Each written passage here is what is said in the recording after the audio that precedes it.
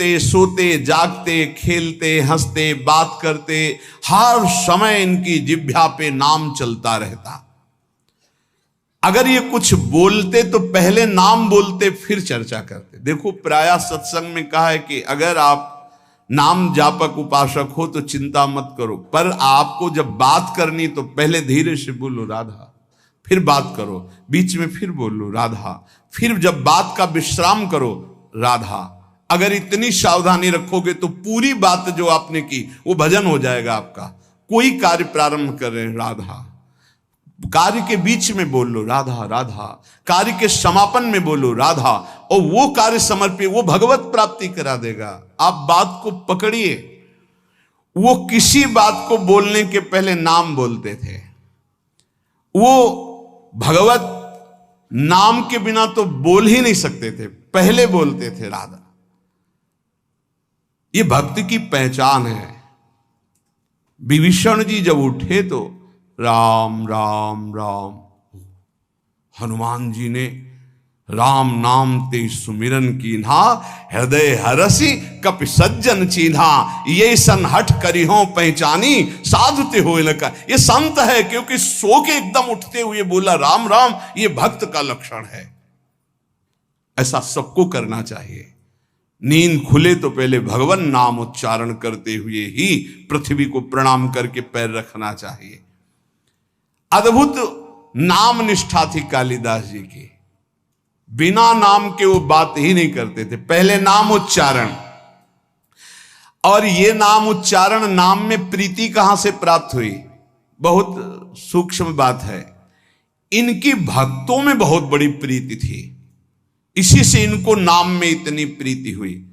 अब आजकल कोई बिरला ही ऐसा होता है जिसको किसी भक्त की प्रशंसा सुन के ईर्ष्या ना होती हो, जबकि हमारी भक्ति का स्वरूप यह है कि किसी को सुने कि वो नाम जप कर रहा है, उसका बड़ा यश हो रहा है, वो ऐसा है, तो हमारे अंदर लालसा होनी चाहिए कि इनकी चरण रज माथे पे लगाएं, कभी इनका जूठन मिल जाए, कभी इनका चरणामृत मिल जाए। ये भक्तों की बात थी।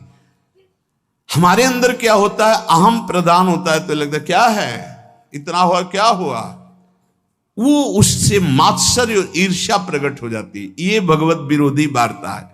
अंदर ये बात नहीं आनी चाहिए।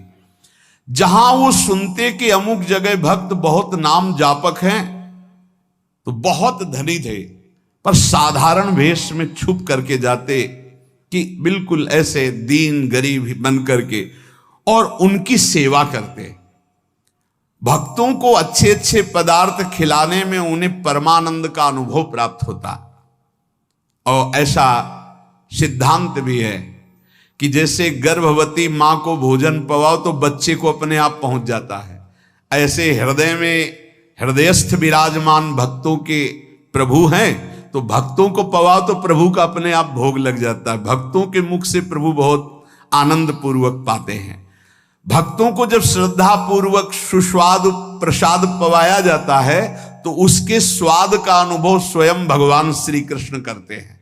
भक्तों को जब पवाया जाता है, भगवान को अपने भोग लगाने से इतनी प्रसन्नता नहीं होती जितना संतों के भोग लगाने से होती है। इसी बात को एक भक्त ने पकड़ लिया और संतों को पवाना शुरू किया श्रद्धा से। अब उनके पास एक सीमित अर्थव्यवस्था थी। अगर संतों को पता है कि बहुत श्रद्धा पूर्वक यहां प्रसाद पवाया जाता है तो बिना बुलाए भी कृपा करके आने लगते हैं। वहां खूब संतों का आगमन होता और बनवा के पवाते। धीरे धीरे संपत्ति राधे श्याम।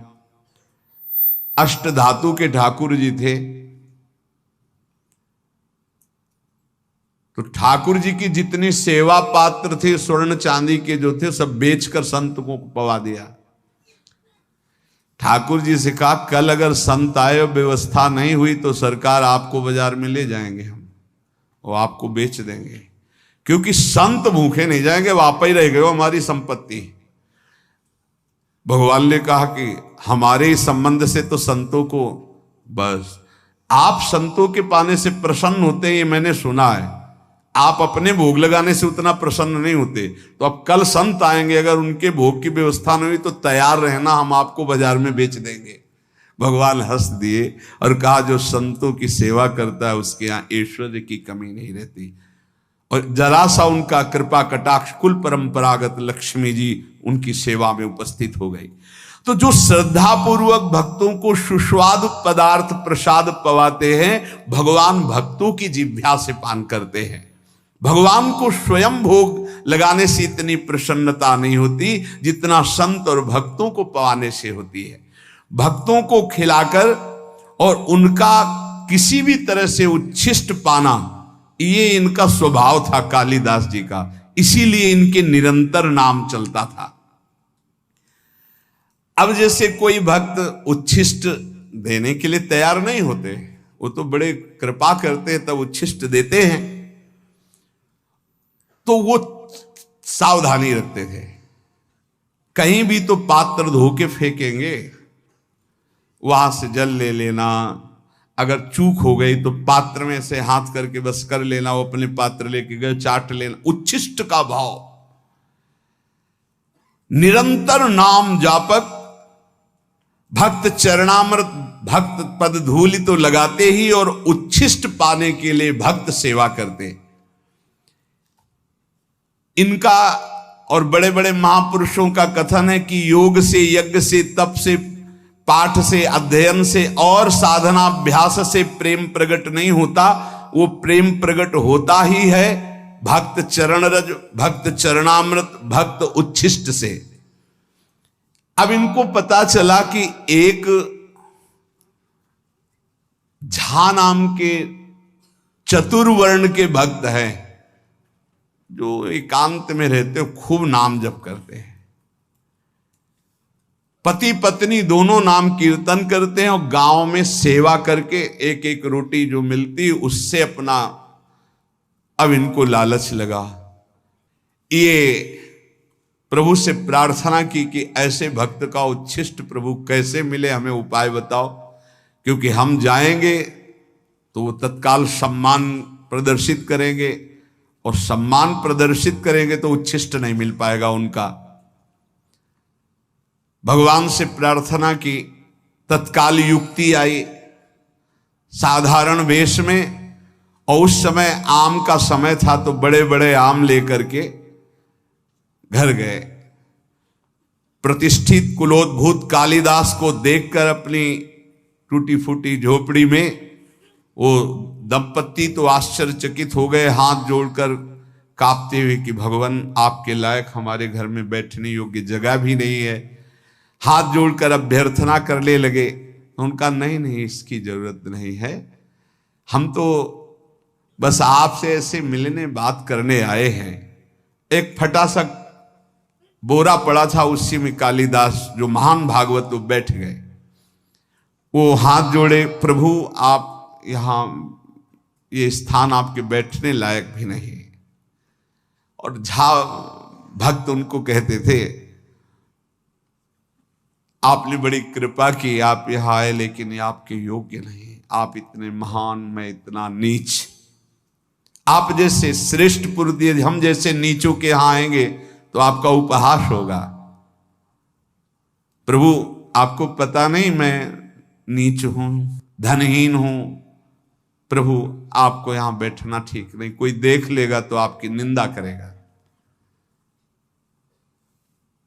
कालिदास जी ने कहा कि आपको पता है, आपके शुभ दर्शनों से हमें श्री कृष्ण का दर्शन प्राप्त हो रहा है, देखिएगा। और आज मैं आपको उस भाव से देख रहा हूं कि त्रिभुवन में आप जैसा कोई सत्कार पाने योग्य नहीं है, जिसकी जिह्वा पे भगवान नाम और इतनी दैन्यता। अहोबत सुपचतो गरीयान यद जिह्वा के वर्तते नाम तुभ्यम।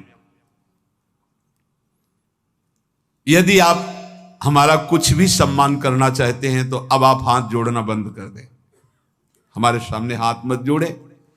और आप एक कृपा करें, आप दोनों अपने चरण धोए, हमें चरणामृत दे दे, क्योंकि हमें धोने तो देंगे नहीं। और उनका कृष्ण कृष्ण कृष्ण, आप ये क्या बोल रहे हैं महाराज, आप गिड़गिड़ाते हुए झा भक्त ने कहा प्रभु ये कैसी भूली भूली सी बातें कर रहे, आपको पता है मैं कौन हूं, मैं सब तरह से हीन हूं, मेरा दर्शन और स्पर्श भी अमंगलमय है। धन्य है यही दरबार, दीन को आदर रीत सदा चली आई। और उनके चरणों में गिरने लगे। कालिदास जी ने अपने चरण समेटे और कहा, देखो अतिथि का सत्कार करना चाहिए, इतना आपको पता है? उन्होंने कहा, हां प्रभु पता है। तो फिर एक बात करो, मैं आ रहा था, रास्ते में आम देखा, आप ठाकुर जी को अपने भोग लगाओ आम का, और आप दोनों पाओ और मैं ये देखूं, ये मेरा सबसे बड़ा सत्कार हो जाएगा। भक्त ने कहा, मालिक आप कैसी बात करते, मैं पाऊं और आप बैठे, आप हमारे यहां आए हैं। उन्होंने कहा, देखो यदि आप मुझे बड़ा मानते हैं और पूजनीय मानते हैं तो आप मेरी बात भी तो मानिए, किसी भी तरह से। देखो अगर थोड़ी भी प्रीति आपकी हम में है तो मेरी ये बात मान लो। वो भक्त बहुत दैन्य हो रहे हैं। यहां कालिदास जी कह रहे हैं, जो अपने भक्ति का विज्ञापन करता है, जो भक्ति की दुकानदारी करता है, भक्ति के नाम पर पूजा प्रतिष्ठा और अर्थ की प्राप्ति करता है, वो आप जैसे अकिंचन भक्तों को कैसे जान पाएगा? अहंकार रहित, साधना के बल से रहित, केवल प्रभु के नाम और प्रभु के आश्रित आप जैसे निर्मल भक्तों का संग तो केवल अहेतु की कृपा से होता है। आप सच्ची मानिए त्रिभुवन को पावन करने वाले हैं, आप अपने को नीच मत कहिए। जब कालिदास जी दैन्य होकर ऐसी बात करने लगे तो भक्त ने आम ले लिए, प्रणाम किया और कहा, मैं आपके सामने पा तो नहीं सकता, पक्का वचन है कि आपके जाते ही मैं भोग लगाऊंगा, पर आपके सामने नहीं पा पाऊंगा, क्योंकि आप बैठे हमारे घर में आकर और हम पाले। कालिदास जी ने विचार किया, सब किया कराया माटी हो रहा है, हमको उच्छिष्ट तो इनका मिलेगा नहीं, जूठन। फिर विचार किया कि अभी से लेके शाम तक फेंकेंगे ही ना पाके आम, मैं पेड़ की आड़ में बैठा रहूंगा, जब फेंकेंगे तब मैं निकल लूंगा प्रसाद लेके। कैसी उच्छिष्टामृत के प्रति निष्ठा! चल दिए, पति पत्नी 10-20 कदम घर के बाहर तक छोड़ा। कालिदास जी जे ही वो अपने घर गए सो लौट पड़े और दरवाजे के पास एक वृक्ष था, उसकी ओट में छुप के बैठ गए। अब वो दोनों जो 10 कदम चल के आए थे, उनके जो चरण चिन्ह थे अपने अचला में चरण रज बांधे।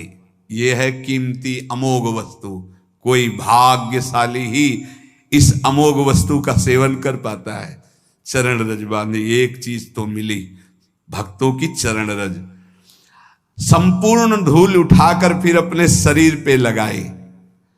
अब वो अपनी पत्नी से बात कर रहे कि देखो इतने महाभागवत कालिदास जी अमनिया लाए हैं आम का, चलो ठाकुर जी को भोग लगाओ, प्रसाद पाओ, उनकी आज्ञा का पालन करो। ये श्री कृष्ण प्रेम की प्राप्ति कराएंगे आम, क्योंकि इतने बड़े महाभागवत चल कर लाए हैं। पति की आज्ञा हुई, पत्नी ने आम को उठाया, अमनिया किया धो करके और ठाकुर जी को भोग लगाया। और वो एक एक गुठली चूस चूस के पारे भगवान को अर्पित की हुई, भक्त के द्वारा लाई हुई पाया। पत्नी ने फिर वो आम के छिलके और वो चूसी हुई गुठली बाहर जाकर के पेड़ के पास ही फेंको, वो छुपे बैठे थे। भगवान वैसा ही भक्त के जीवन में करते जैसी उसकी चाह होती है। फेंक के चली गई। कालिदास जी बहुत प्रसन्न हुए, ओहो हरि की अपार कृपा, एक एक छिलका चाट रहे, एक एक गुठली चाट रहे हैं। आप विचार कीजिए, एक उच्च कुल का एक महाभागवत एक ऐसे दैन्य महाभागवत की गुठली चाट रहा है। किस लिए? इनका उच्छिष्ट मुझे नाम में प्रीति करा देगा। और नाम के प्रेमी हैं। जैसे जैसे वो उच्छिष्ट पा रहे हैं वैसे वैसे उनको रोमांच हो रहा है। वैसे वैसे भगवान का नाम जैसे मशीन में चलाया जाए ऐसे चल रहा है नाम, अश्रु प्रवाह हो रहा है। यहां वर्णन कर रहे हैं कि जो भक्त चरण रज का सेवन, भक्त उच्छिष्टामृत का सेवन और भक्त चरणामृत का सेवन करता है उसका अहंकार गलित हो जाता है। सत्संग का प्रारंभ इसी बात से हुआ था कि अहंकार जब तक गलित नहीं होगा तब तक हमारी साधना रंग नहीं लाएगी। इसलिए हमें नाम में प्रीति हो जाए, नाम हमें प्राणों से प्यारा लगने लगे। बड़े बड़े महापुरुषों ने नाम को दुलराया गाया।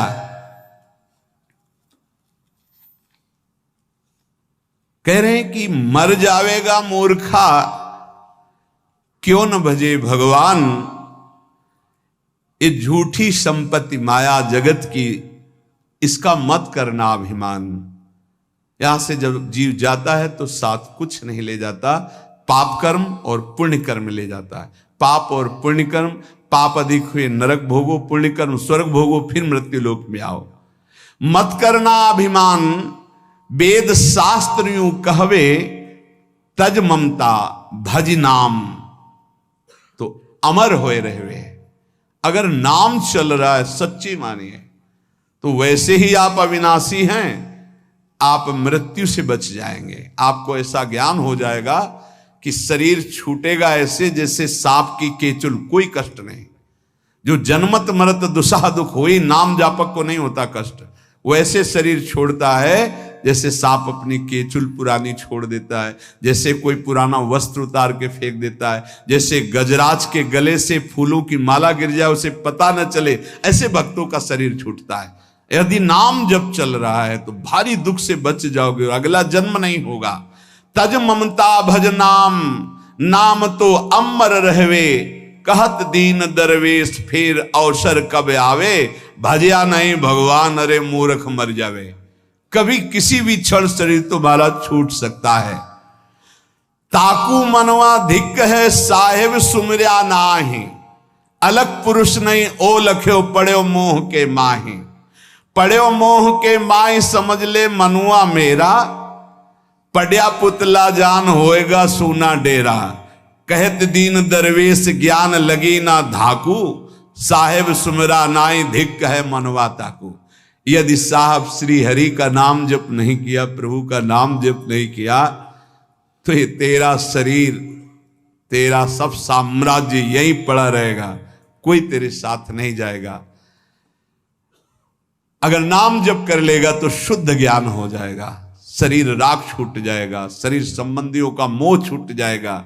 इसलिए सुमिरो, निरंतर नाम सुमिरो। रग रग नाम रम्यो रहे तो निर्गुण अगुण के रूप, जो तुम्हें चाहिए निर्गुण निराकार सगुण साकार सबका साक्षात्कार इसी नाम से हो जाएगा। रग रग नाम रम्यो रहे, ये रग रग नाम कब चलता है? बोरी सखी जी कहती, जब नाम ही श्वास, श्वास ही नाम ही नाम श्वास को भेद मिटावे, तब रोम रोम और रग रग बोले, तब कुछ स्वाद नाम को पावे। हर श्वास में अधिक से अधिक नाम जप करो, धीरे धीरे उतरेगा। तो बोले रग रग नाम रम्यो रहे निर्गुण अगुण के रूप, जो तुम्हें चाहिए निर्गुण निराकार सगुण साकार सब भगवान का साक्षात्कार ज्ञान का हो जाएगा। राम श्याम रवि एक है सुंदर सगुण स्वरूप, चाहे राम रूप देखना चाहो चाहे श्याम रूप देखना चाहो। रसना नाम संभारिए, श्रवण ही सुनिए नाम, नयने निरखो नाम को रविदास है काम। रात दिन नाम जप करो, ऐसे नेत्रों में नाम लिखा दिखाई दे, कानों में वही नाम सुनाई दे और हृदय से वही नाम उच्चारण हो। जो चाहोगे राम रूप श्याम रूप निर्गुण निराकार सगुण साकार, जो चाहोगे सब प्राप्त हो जाएगा। संत अनेकन जे भय कीन्ही नाम पुकार, रविदास सब छोड़ के नाम ही नाम उचार। सब छोड़ो, बस नाम उच्चारण करो। देख लो बड़े बड़े संत हुए, हमें कल बहुत अच्छा लगा। सब साधन है पर नाम नहीं था, तो उन्होंने बताया मेरा मन अशांत है। साधन बताए, बहुत अच्छे साधन चल रहे, तब उनसे एक ही बात कही कि आपका चित्त नाम में है। और माला तो चला लेते कभी कभी ऐसे, निरंतर नाम नहीं। आपको नाम दिखाई दे रहा है? नहीं। आप नाम लिखते हैं? नहीं। आप नाम अंदर सुनते हैं? नहीं, बस ऐसे जप होता है। तो मन को कहां से लगा पाओगे? बाहर के साधन से मन अंतर्मुख नहीं लगता। ये बात अच्छी पकड़ लेना। बाहर के साधन को जब अंतर में ले जाते हैं तो अंतर की गुफा का अंधकार नष्ट होता है, हृदय गुफा का। वो क्या होता है? राधा। राधा देख रहे हैं, राधा सुन रहे हैं, नाम लिखा राधा, वही उच्चारण हो राधा राधा। देख लीजिएगा, परिणाम में देख लीजिएगा। ये बहुत अच्छा लगा ये सुनकर। साफ साधन है लेकिन नाम का निरंतर चिंतन नहीं। बोले वेदांत अनुशीलन करता हूं, वेदांत का तो उनका पता है, उसी मार्ग से आए। संत अनेकन जे भय, कीन्ही नाम पुकार, रविदास सब छोड़ के नाम ही नाम उचार।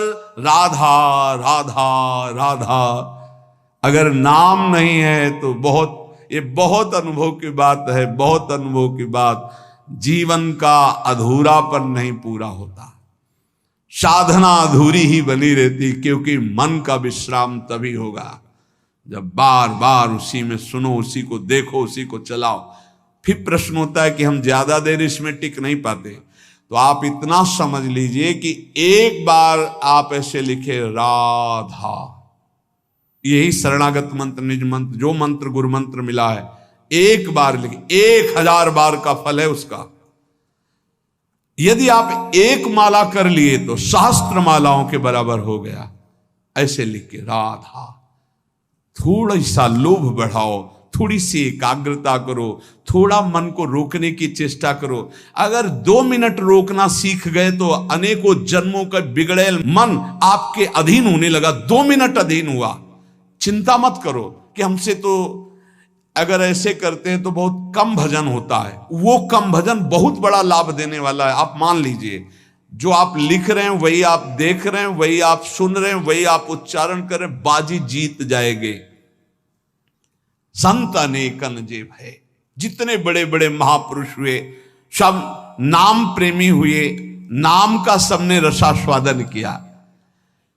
कह रहे हैं कि यदि आपने नाम जप नहीं किया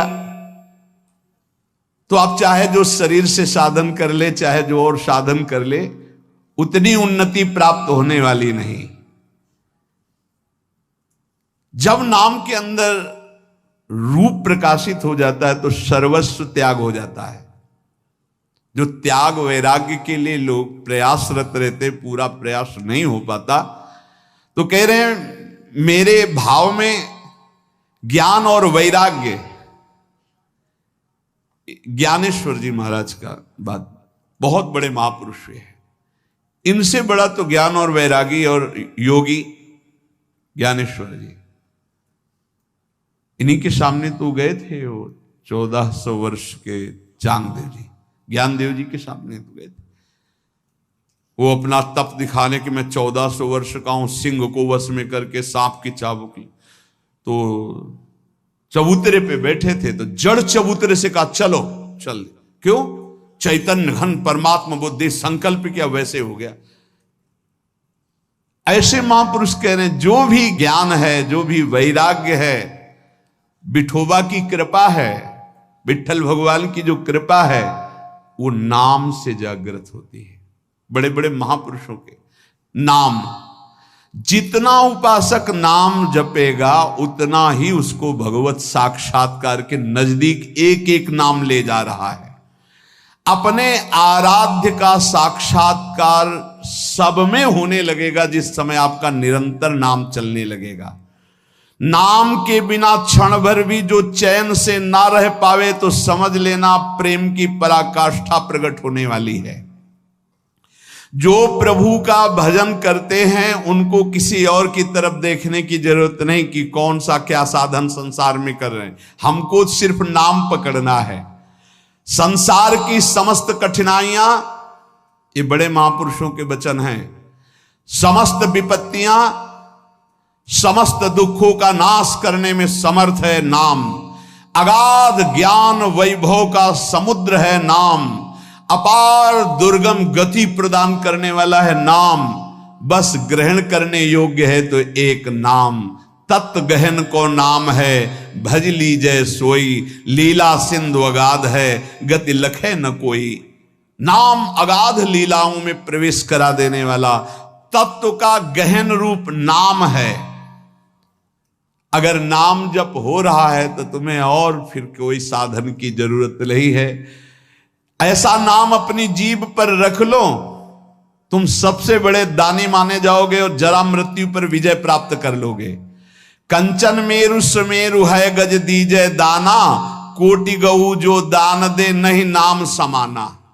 एक जप रहा राधा राधा, एक करोड़ों गाय ये सब दान कर रहा है। जितने दान करने की सामग्री है, कंचन, भूमिदान, स्वर्णदान, हैदान, गजदान, गौदान, अन्नदान, कन्यादान, विविध दान, और एक नाम जप कर रहा है राधा राधा राधा। तो बोले नहीं नाम समाना, नाम वाले की समानता ये दान नहीं कर सकते। असमन लाव नाम रसना, तेरो बहुरी न होई जरा मरना। ऐसा भाव करो कि नाम चलने लगे तो तेरा दोबारा जन्म नहीं होगा, तुझे मृत्यु का दुख नहीं